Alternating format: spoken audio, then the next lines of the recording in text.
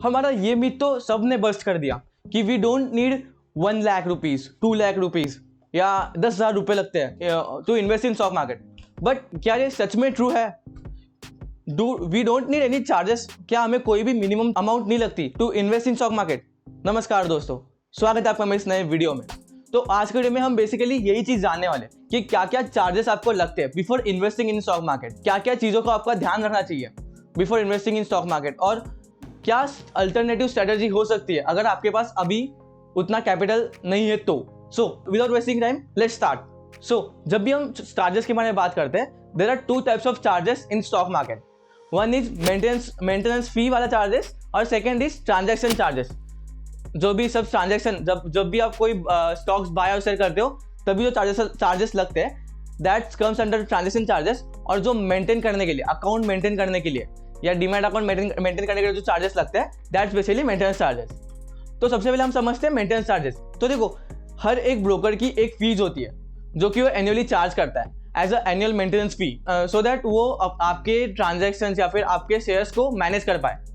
That's why AMC charge की जाती है। अब इसको क्यूएमसी भी बोला जाता है या फिर एएमसी बोला जाता है। अब अपस्टॉक्स और जीरोधा के केस में एएमसी 300 रुपये है प्लस जीएसटी। ऑल्सो जीएसटी जो चार्ज होगा आपको एएमसी पे, that will be quarterly on the quarterly basis. मतलब क्वार्टर ऑन क्वार्टर जो 18% का जीएसटी है वो बैठने वाला है आपको ऑन द एनुअल मेंटेनेंस फी। अब कोई लोग एनुअल मेंटेनेंस फी लेना पसंद करते हैं, कोई लोग क्वार्टरली मेंटेनेंस फी लेना पसंद करते हैं। जैसे कि अपस्टॉक्स ने अभी नया चालू किया है कि वो एएमसी की जगह पे क्यूएमसी लेते हैं। QMC means quarterly maintenance charge. So although the total AMC is 300 रुपये ओनली। 75 प्लस जीएसटी आपके हर क्वार्टर में जाने वाले from your Upstox trading account.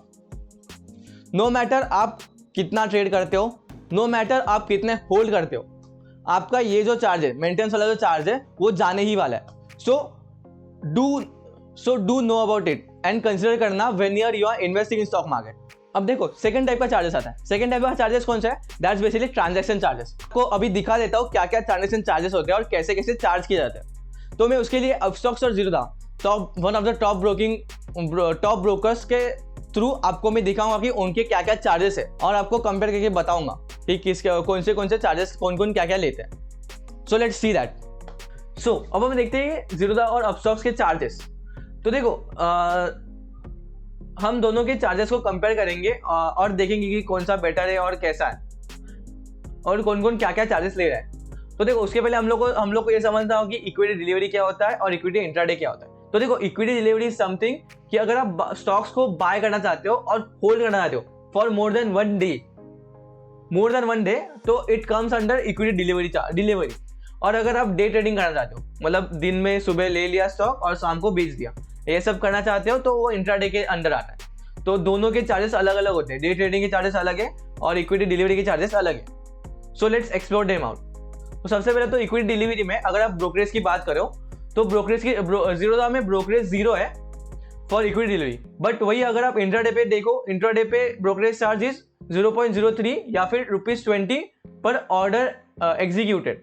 Intraday के केस में जीरोधा 0.03% या फिर ₹20 मैक्सिमम चार्ज करेगा पर ऑर्डर, मतलब ऑर्डर एग्जीक्यूट होने के बाद।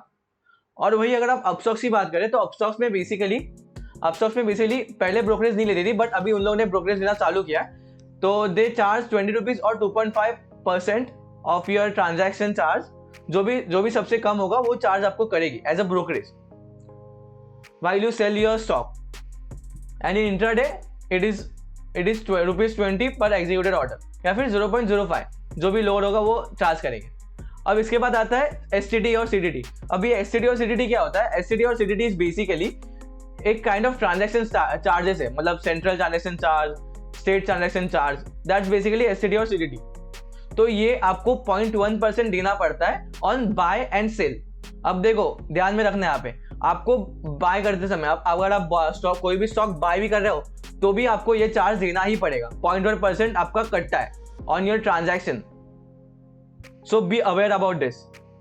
तो वो दोनों के केस में सेम ही है, बिकॉज ये कोई अपस्टॉक्स और जीरोधा नहीं लेता, वो बेसिकली गवर्नमेंट के द्वारा ली जाती है या फिर ट्रांजैक्शन के, इट्स अ टैक्स।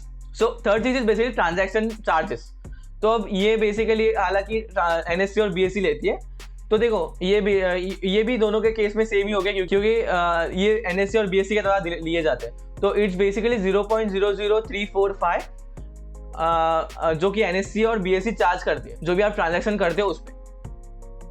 उसके बाद 18% GST लगता है on the brokerage, on the transaction and the demat account charges. तो इस पे बेसिकली आपको GST लगता है। देन इसके बाद और एक चीज है जो कि है डीमैट ट्रांजैक्शन चार्ज, जो आपको यहाँ पे जीरो के इधर दिखेगा नहीं, वो नीचे दिया हुआ है।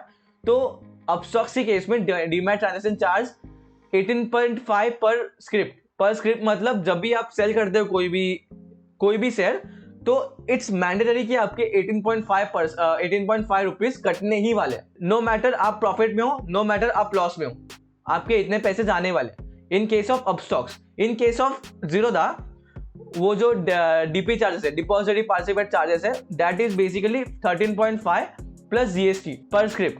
मतलब in Upstox it's 18.5 rupees and in Zerodha it's 13.5 rupees. So always keep in the mind कि अगर आप लॉस में भी हो फिर भी आपके 18.5 रुपीज कटने ही वाले थे। So consider that thing also. इसके बाद आते हैं SEBI charges. SEBI charges is like you can say SEBI के पास जाते हैं वो, तो ये 10 रुपीज पर करोड़ है इन जीरोधा के केस में, और अपस्टॉक्स के केस में इट्स 5 रुपीज पर करोड़।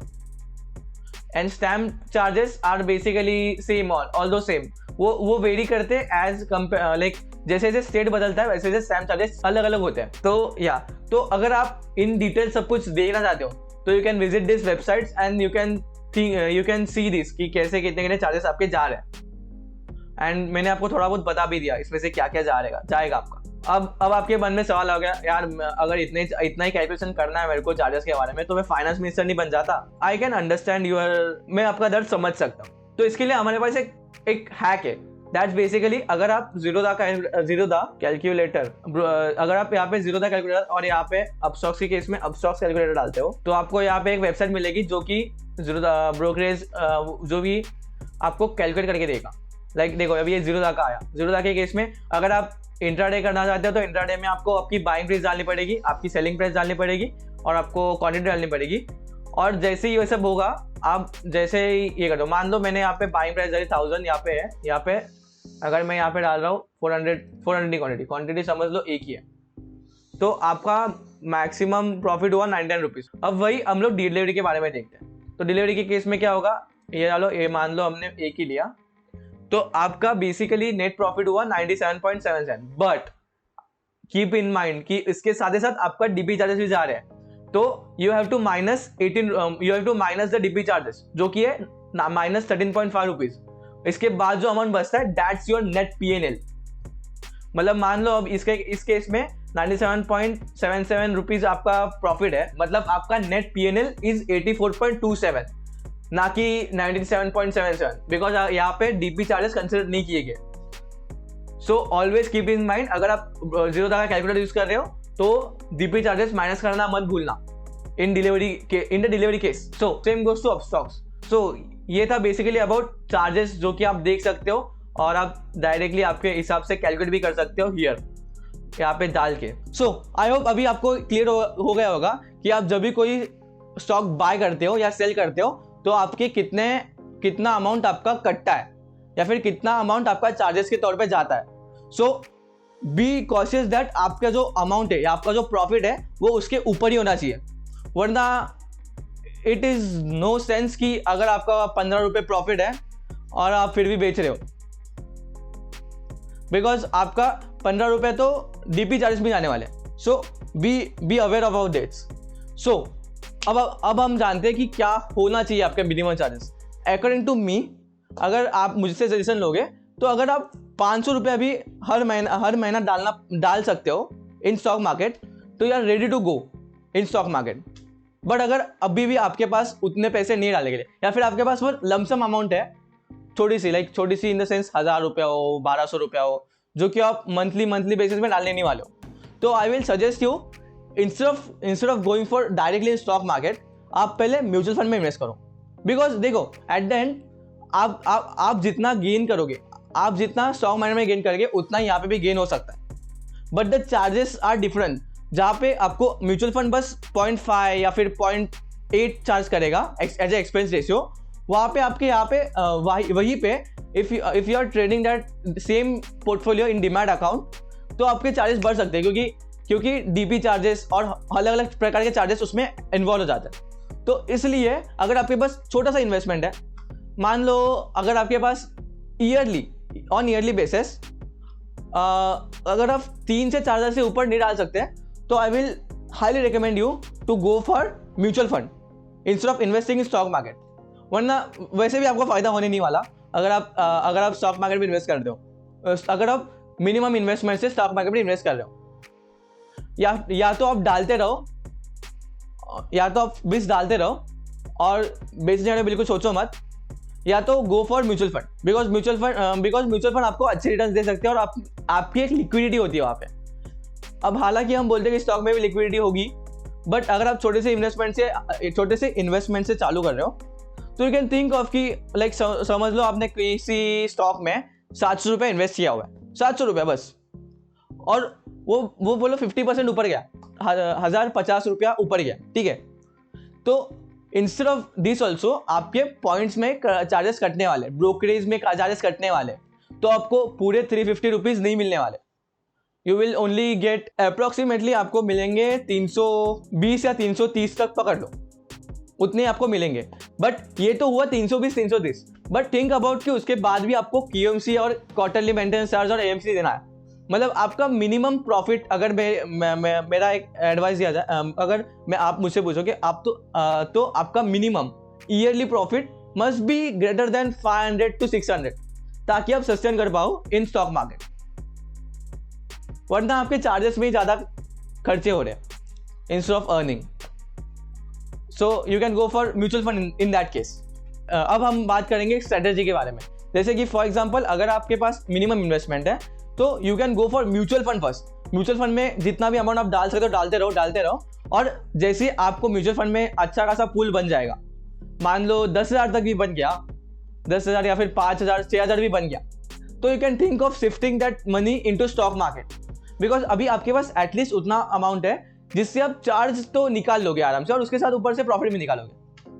तो this is my advice for you कि मिनिमम अगर आप इन्वेस्ट करना है तो मिनिमम ईयरली बेसिस पे 3,000 से 4,000 के ऊपर होना चाहिए to sustain in demat stock market. अब देखो, ये मेरी एडवाइस है, आप अपने हिसाब से कुछ भी कर सकते हो।